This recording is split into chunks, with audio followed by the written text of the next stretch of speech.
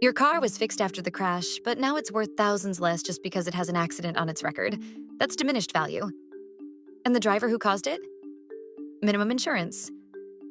The good news? Yes, you can still pursue diminished value in Louisiana even against a minimum limits driver. The catch isn't your right to claim it. It's collecting it, especially in a pileup where several people are reaching into one small policy. This is where minimum limits cases split in two. Having the right to pursue diminished value is one thing. Getting paid is another.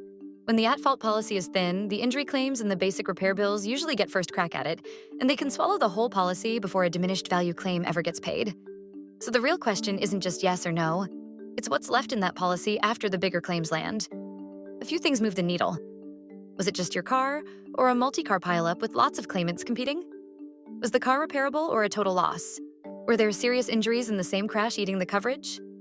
And importantly, do you carry your own collision coverage, which can step in regardless of the other driver's limits? Each of those changes both how much is realistically collectible and where the money comes from. When the at-fault policy runs dry, you look to the other layers. Your own collision coverage can pay to repair the car now, while the liability fight plays out.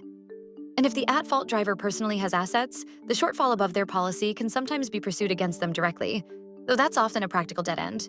Knowing which layer actually pays is most of the strategy in a minimum limits case. One more lever.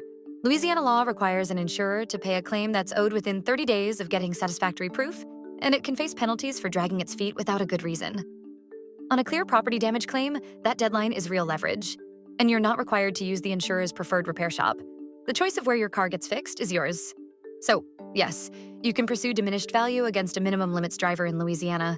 The fight is collection, not entitlement. A pileup and serious injuries can drain the policy first. Your own collision coverage and the driver's personal assets are the fallback layers. And the 30-day payment rule is leverage when the insurer stalls.